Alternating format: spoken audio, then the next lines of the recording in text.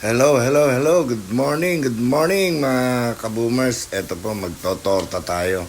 Ayan po yung mga sangkap natin. Ayan po, syempre may itlog pag may torta, di ba po? Ayan po. Inaayos na po natin mga sangkap natin para makita nyo. Ayan, giniling. Syempre, tapos yung magigisa panggisa natin. Ayan po, nagigisa na po ako mga kaboomers. Kinigisa ko na po yung bawang sibuyas kasama itong ating giniling para hindi po siya malansa. Kailangan lutuin po natin ang todo ito para walang lansa mga kaboomers.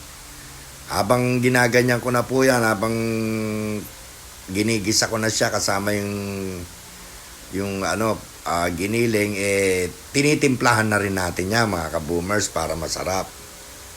Ayan po mga kaboomers, tignan nyo, medyo nag-iiba na ang kulay niya.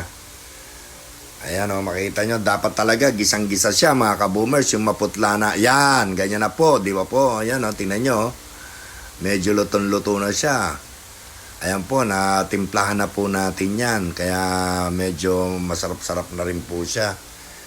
Tapos po niyan, lagay na po natin yung mga patatas at saka yung carrots para maluto na rin, sabay na niyang maluto habang niluluto natin yung giniling mga kaboomers, di ba po? Ayan na po mga kaboomers, so halo-halo lang po tayo, ganyan no. Yan, para masarap na masarap po siya, para lutong-luto po yung kanyang carrots saka patatas. Halo-haluin lang po natin mga kaboomers. Ayan po. Siyempre, tinitikman-tikman na natin paunti-unti yan at nilalagyan ng pampasarap.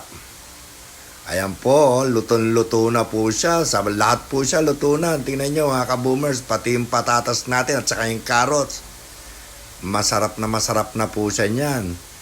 Kaya ang gagawin po natin yan, palalamigin na po natin para kumapit po yung itlog. Ayan po, palamigin po natin sa electric pan, di ba? Ito po yung talagang ito yung medyo may bisyo. Pag pinainit mo, kailangan palamigin mo na bago ulamin, bago iluto.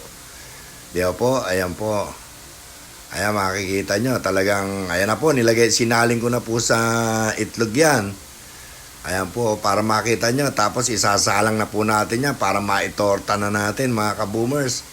Ayan na po, ayan, ang ganda lumabas. Tingnan nyo, mga kaboomers. Pagbaliktad ko niya, luto na rin po yung kabila niyan.